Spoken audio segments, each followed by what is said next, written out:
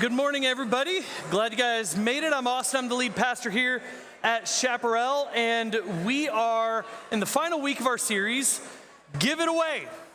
And the whole point of this, well, you'll see, but we're talking about like different things that get stuck in your head, songs like We Will Rock You. Talked about the 1-800-CARS for Kids jingle that is just magnificent because of how it gets stuck. And then we flipped it around and said, what about kids for cars?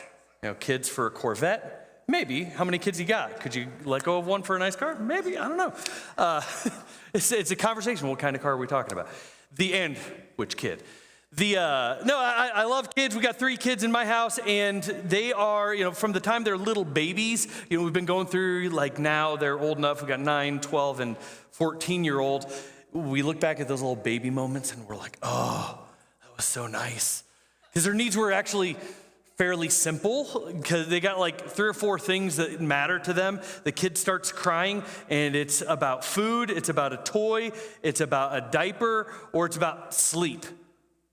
Pretty much, right? Give or take, that's about all the issues that the kids have. And the thing I like about kids is that you don't have to teach them how to want things. They just let you know. They have a PhD in consumption. They know how to get what they want. They just keep going and going and going until you figure it out and then give it to them. It's great.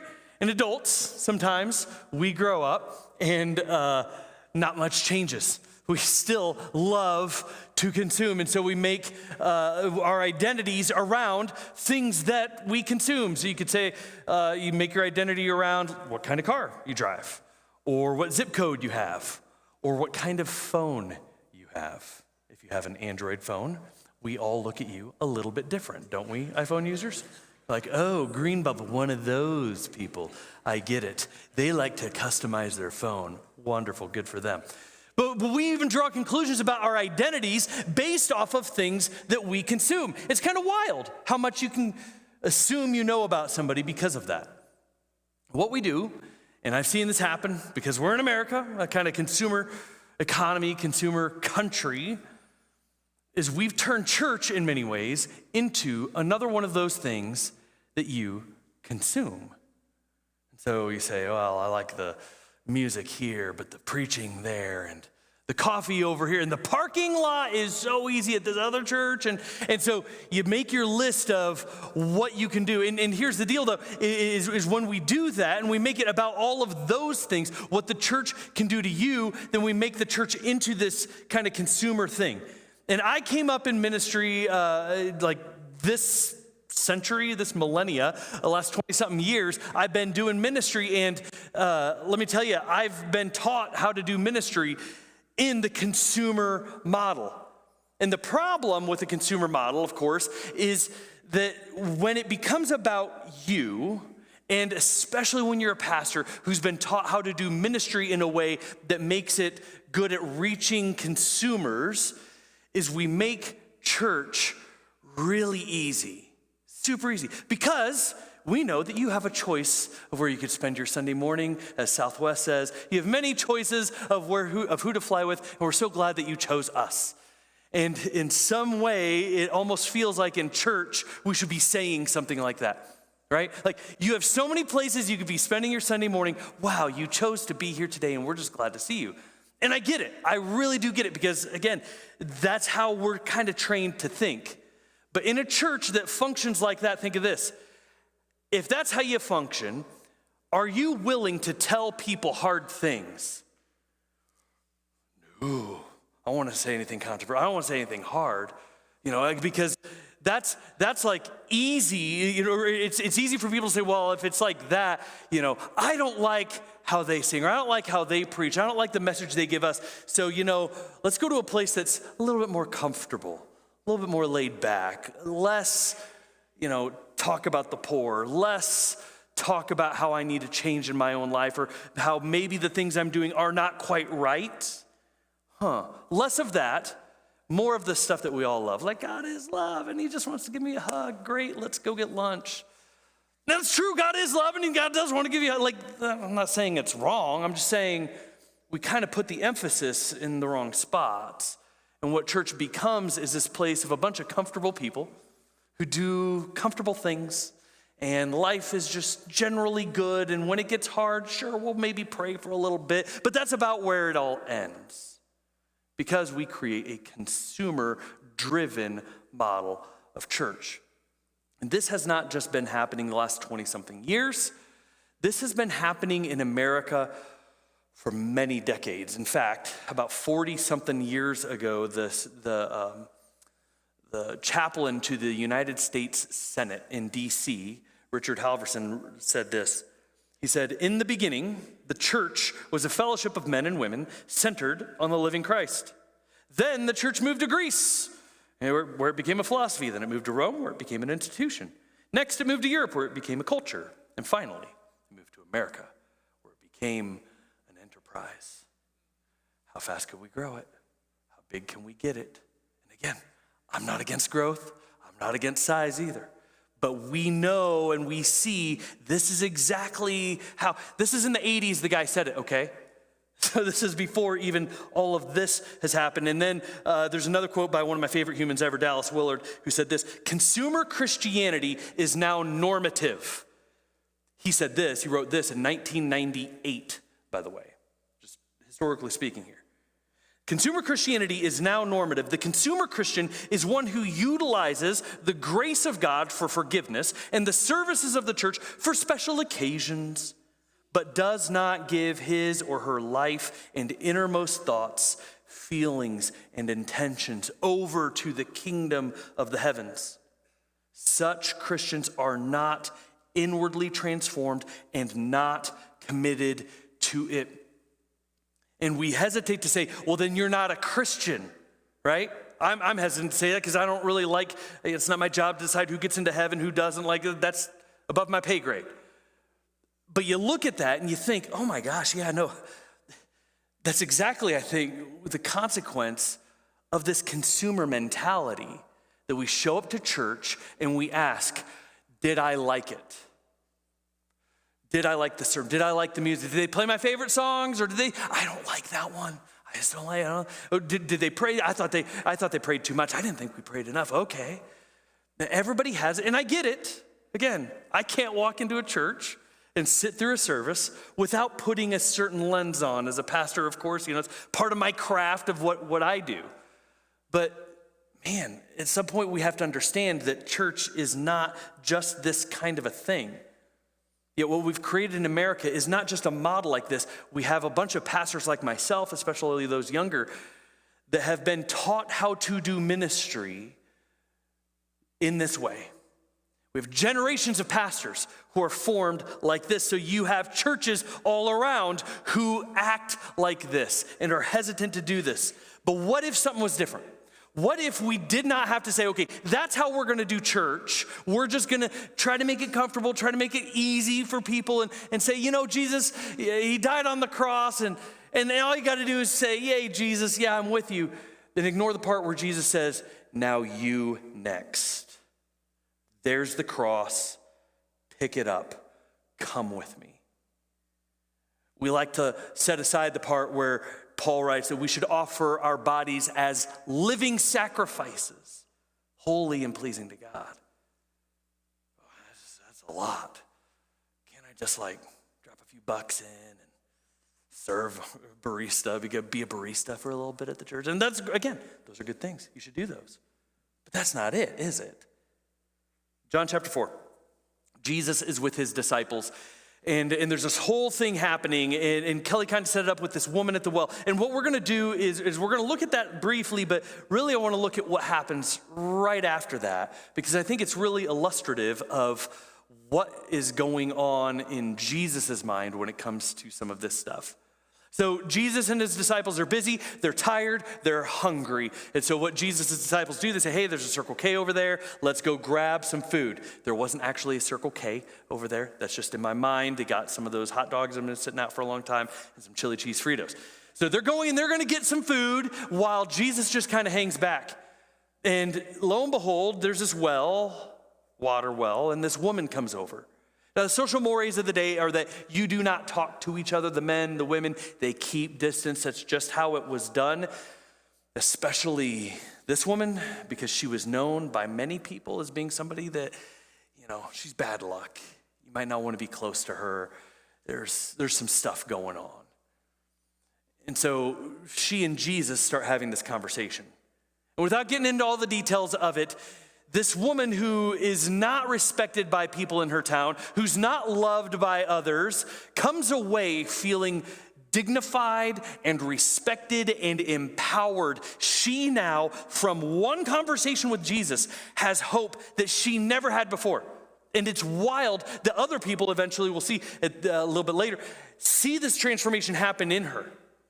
So, Jesus is there, this interaction happens, and then she kind of goes away. And as she goes away, the disciples are coming back with, their plastic bags filled with snacks.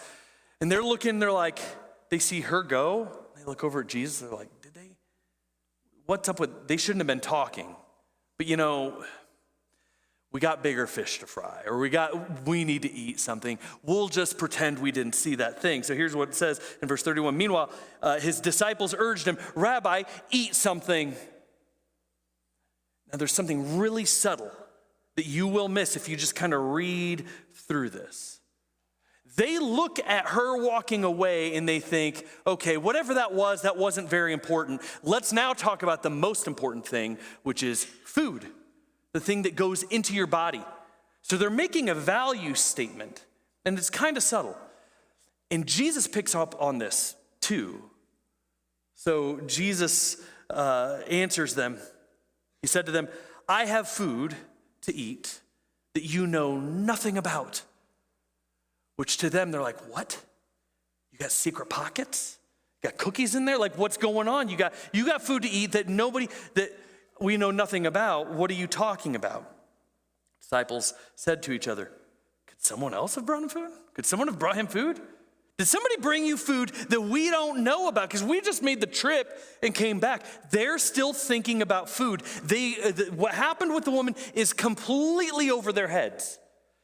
So what Jesus says, never misses a chance to teach him. He says, my food, said Jesus, the thing that sustains me, my goal in life is to do the will of him who sent me and to finish his work.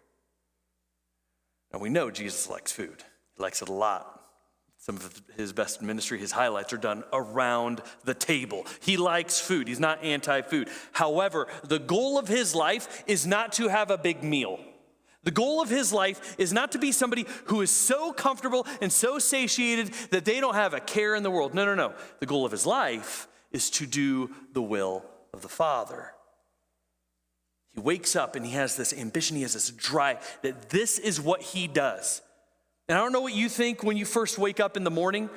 I'll tell you, I'm not the most spiritually deep person sometimes. And so sometimes when I wake up in the morning, my first thought is water while the coffee gets made. Water while the coffee gets made. And if I'm really good, I will program the coffee maker the night before so that I can wake up, have some water, have some coffee, and then get into some Jesus time. Practice some gratitude, read scripture, all of that. My first thought is often food and drink. Now, maybe you're more holy than me, and the moment your eyes open up and your hair is done perfect, you just kind of levitate out of the bed and you're like, yes, I have arrived yet again, Lord. You have blessed me greatly. Okay, sometimes it does kind of feel great if you can wake up in the first moment, you're like, thank you, God. That's a great way of starting your day. That's just not how instinctively it comes to me. Often the thing that I'm thinking is, fill me. Fill me. We call it breakfast because you're breaking a fast because you're hungry. Haven't eaten for 12 hours or so. I want food. I want drink. And when we live our lives that way, we start our days that way, we live our lives that way, we begin to think that this is kind of the purpose of existence.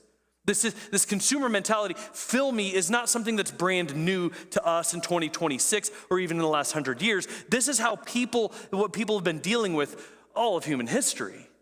How can I make sure that I get enough? Yet when Jesus wakes up, the first thing he asks is, how can I fill others? How can I live my life today in a way that brings someone else goodness and wholeness and well-being? How can I do that? Because if that's the question you're asking, then it doesn't matter where you find yourself. He's just relaxing, sitting by a well, and a woman comes over. Was Jesus planning this whole thing out? I don't know. The Bible doesn't say. So he's just there being himself. And by being himself and listening to somebody and encouraging this person and telling this person the truth in love, what he does is he frees her and releases her in that space. He gives people the gift of his full presence, his full attention. There's this phrase, the opposite of love isn't hate, it's indifference. Saying that if there's somebody that you really don't like, it's the opposite of love isn't saying, well, I hope they just suffer and have a really bad day, week, month, even life. Oh, that person just makes me grit my teeth. That's not the opposite of love. The opposite of love is when you have somebody like that in your life, you say, if they died today, I don't think it'd change anything. Wouldn't feel a single bit of anything. Whew. That's cold, right? That is the opposite of love.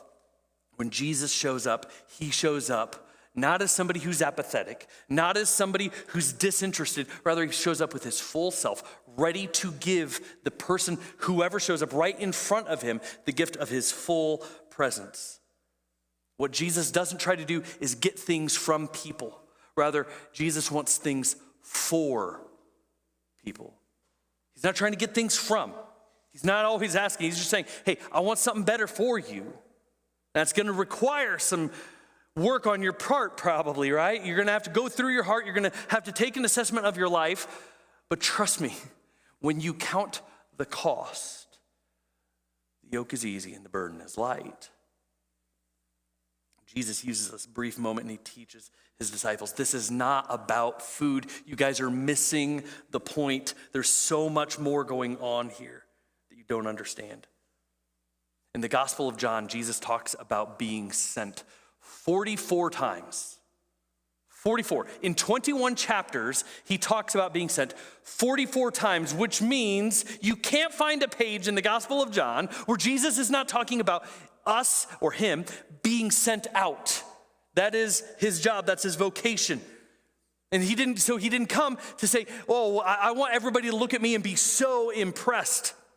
There were moments that people would be impressed by Jesus. There were even more moments that people were ashamed of him. So his goal wasn't to say, I want people to think I'm a really great guy. Rather, he wants people to look at him and say, man, that's what life to the full looks like. That's what this was all supposed to be about. Now it's beginning to click. Now it's beginning to make sense in my life because I understand it's not just about me, but rather it's about something bigger. And so the Samaritan woman that Jesus meets at the well, she's a brand new Christ follower. She lives a sent life. In verse 29 of chapter 4, it says this, she goes to a village and begins to tell people, come see a man who told me everything I ever did, which everybody would have said, what? Everything you've ever done? Like he knows it all? Yeah, he told me everything I did. Could this be the Messiah? And that got people so curious that they wanted to know more about this Jesus, and Jesus ended up staying there for 2 days. Imagine what Jesus living in your cul-de-sac, living on your street, in your office, what Jesus could do in 2 days' time just by spending time with you. One woman reaches out and touches the hem of his garment and is healed immediately. How much time is that? Imagine 2 days with Jesus. Jesus was sent. The Samaritan woman is sent. Do you see the kind of the snowball effect here? The gospel is clear. We are people who are meant to be sent out. To quote Jesus later in John, as the Father has sent me, I am sending you. It's the entire point of what we're doing here. It's the entire point of every single thing you have ever been given in life. You have been given all the things that you have in life so that you can give it away. Every single thing you have. And you hear that, and chances are your first thought is, well, but, you know, you start hedging a little bit. I know I do. That's my first reaction. Give it all away. Yeah, I mean, but also, how do I get home? And what do I eat? When do I eat? If I have to give it all away, I get it. Good questions. But when we kind of back up and stop worrying as much about security and am I going to be okay questions, which are great questions to ask, important questions to ask, we see the trajectory that he puts us on. That Jesus is saying, whatever you have been given, could be material possessions, could be money, could be any of that stuff. How about the life you have? Maybe you were raised by somebody who is just like parents who both loved you, they doted on you, they gave you every opportunity you could possibly have in life. And you, as a result, you worked hard and you succeeded as a result. And you look back and you're like, man, I loved my upbringing. I had such a wonderful opportunity. I think you have a responsibility to have like 100 kids of your own so that you can now raise 100 of your own kids with that same kind of experience and pour out your life and your love into that. Now, chances are, some of the ladies in the room are like, I do not want to have 100 children. I do not want to give birth that many times. We have 3 in the Martin house. That feels like a lot sometimes, and I know some of you guys have even more than that, and that's great. Think about it like this. I looked on the database this morning here at Chaparral. We have 240 children who are active participants in the Chaparral Christian Church database. 240. That's a lot of kids. I have 3 of those 240, and they belong to the church as well. What we need in the church isn't just, a big room where we can pile them all in and, play loud music and all that stuff. No. We need parents that are biological. We need parents who are adopted. We need parents who just volunteer. We need grandparents. We need humans to be able to say, yes, I will step in and I will give away just a little bit of what I got. I can hold a baby. I mean, that's a pretty good gig, right? I can hold a baby.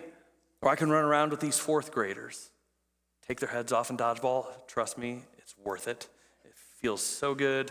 You'll go home. You'll be very proud of yourself.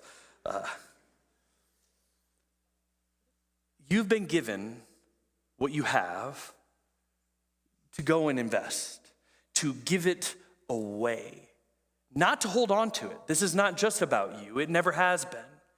But when we become a community of people who we all start doing this, then we start seeing, oh yeah, this is how a church changes. And not just a church, this is how a workplace changes. This is how an entire community changes. By being people who do not sit and just constantly take an assessment of how can I get more and more? How can I extract as much as humanly possible out of this church? And then I'll move on to the next, or I just like this one for this and that one for that. I get it. How do we become people who say, okay, I want to be somebody who turns around and gives away that which has been given to me? And it is so hard. Because we have been raised and taught, it is in our DNA, it's in our blood as Americans, that church is about us. But what if the sermon was just absolutely terrible? And what is in a hypothetical situation, obviously, you did not like the lead pastor of the church. Like, it's kind of not my kind of person. That's fine. You tell somebody, not sure if I like the pastor. His sermon's not that great. Somebody says, well, then why would you go to that church? Oh, you think I would choose a church because of the preacher? Oh, no. You don't know. This is my family. My kids are being raised there. So much bigger than what songs we chose. It's so much bigger than the style of music or how comfortable or not comfortable the seats may be. It's not about all of that stuff. What if you could say that? Because at the end of the day, of course, you know this. No one church has every single thing perfect. So then you have to ask the question, well, then what matters most?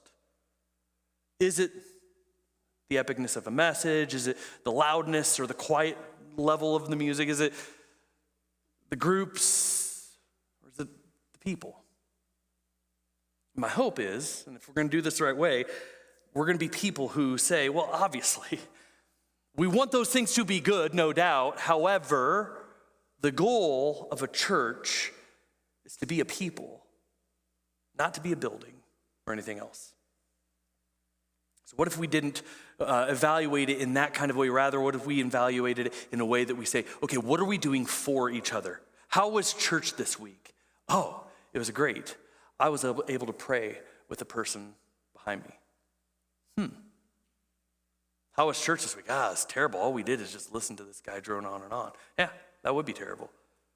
Church should be about us, shouldn't it? So how foreign is that, though, to our sensibilities? How many times have you ever walked into a church that you haven't been to? And again, if this is your first time today, I'm not calling you out. I'm not thinking of any individual person here. I'm just talking about the cultural waters in which we swim, right? That you walk in, you just immediately start evaluating. I do it. It's hard. It's really hard. But at what point do you say, okay, this is what's important to me. I care that we're focused on Jesus. It seems like this place is going to be that. So how can I now contribute here?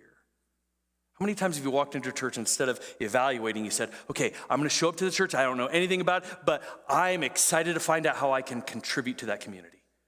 Whew. That's different. It's a different mentality. Because in America, we have this problem. We've made church into things about real estate. We've made church into things about concerts or cliques or whatever thing you want church to be, whatever things you value most. But what if the thing that's most important is that you are sent by God, the God who has given so much for you? Because at the end of all of this, there's only you and me. There's just us. Buildings will come and go, but then there's us. Which is why I love this thing that's in 2 Timothy chapter 2. It's Paul writing to Timothy, and he says this: the things you have heard me say. Now look right there. The things you, that's Timothy, have heard me, that's Paul, say. In the presence of many witnesses, entrust to reliable people. Many witnesses, reliable people, that's the church. So now you have three groups: Timothy, Paul, the church, who will also be qualified to teach others. That is, future generations. That's the fourth group of people. Right here, what I love about this is that when we're thinking about the church, when Paul is writing this letter to this young pastor that he's mentoring, he's bringing up him, the next guy, the group of people, and the future generations, because that is what this is about. And what he's trying to tell his people is that every single one of them in that church in the first century, every single one of them is downstream from someone else. You are downstream in your faith, in your life, from someone else. You are downstream from someone. The reason you are here today is because of someone else. Mom, dad, grandpa, somebody, a neighbor. The reason you're in this room is because someone else made sure to pray and build and give. You are here because of someone else. So what are you doing for the people who are downstream from you? How is your life set up right now for you to be somebody who gives to that person in the office? Or when you wake up, when you live your life, and when you're making decisions, do you just have those two words, fill me? We all know it's not about you. And it's very simple. None of us, I don't think, would say, we give a nice, well, life isn't just about me. But if we were to take an assessment of your life, I ask this question a lot of myself too. Could you see the ways in which you give? Could somebody say that you are somebody who really is giving of your time, of your energy, of your very self? And if not, then the question's really simple. How can you now turn around and invest in others? Because someone taught you, someone invested in you, someone believed in you enough to where you are here today. So who are the people that are going to be able to say the same is true for you? Not even just tomorrow or next week. That's important. Let's start there. But these kinds of things create ripple effects that last for generations. As Paul writes, to teach others. We like to think that as we build and kind of renovate different spaces here around Chaparral, that we're creating space for people that don't even know that we're creating space for them yet. But they're going to show up and they're going to say, wow, this is really cool. You guys take really good care of each other. And we're saying, yeah. In fact, we've been thinking of you and praying for you this entire time. Because it's just not about us. It's about what we can do, how we can give it away. Because the most rich people you know are the ones who give the most. The life that you want is not going to be found by you hoarding more and more. Rather, the life that you want is going to be found by you giving it away. So we're going to transition into a time of communion. If you didn't grab a little communion cup and you'd like to join us for that, you can head right back there. I forgot mine in my seat, so I'm going to walk over here and do what I call the walk of shame. Am I the only one?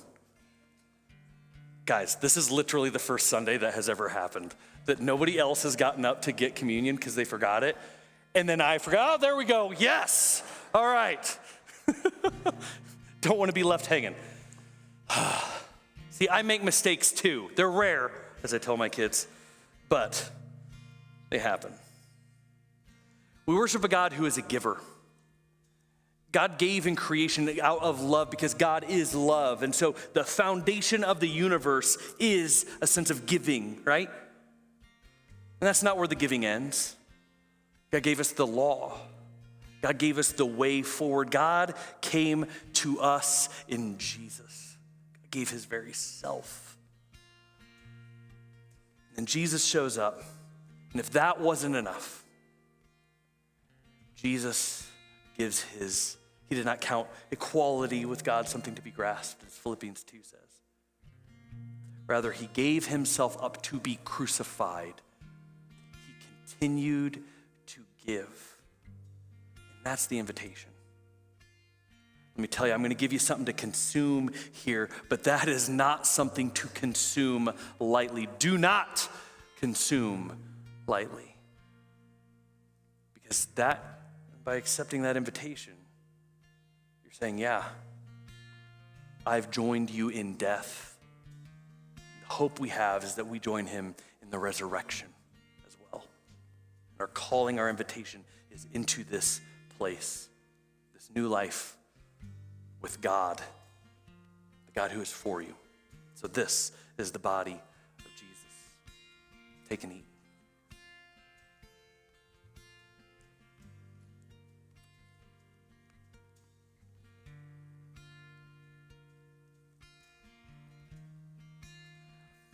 This is the blood of Jesus shed on your behalf.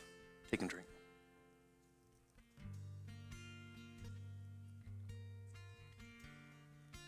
Let's pray. Father, you give, and you give, and you give, and you invite us in to be people who join you, who are transformed by you. And the way that we are transformed by you is to be people who give. Just like you have given. So Lord, would you bring into our hearts, into our minds, the ways in which you're inviting us to do just that. To be people who selflessly converse with others, pray for others, give of our time to others. For people who do not look around at our zip code or our car or our phones or whatever identities that we kind of develop based off of things that we've consumed. Lord, but that we find our identity in you, the one who has given us all. That when we consume, our consumption is based around you, because you tell us that the way that we love you well is by loving our neighbor well, even when it's a Samaritan woman, even when it's a Samaritan man laying on the side of the road, regardless of skin color, regardless of country of origin, language, doesn't matter. We thank you being a God who helps us to see this world more clearly. And so I ask your blessing right now on us as we process this emotionally, spiritually, Lord, that we can become people who learn how to give like you do, lovingly and sacrificially. Lord, we thank you for an invitation into this kind of a life. I ask us all through the power of your Spirit in the name of Jesus. Amen. Would you stand with me as we close out our time together?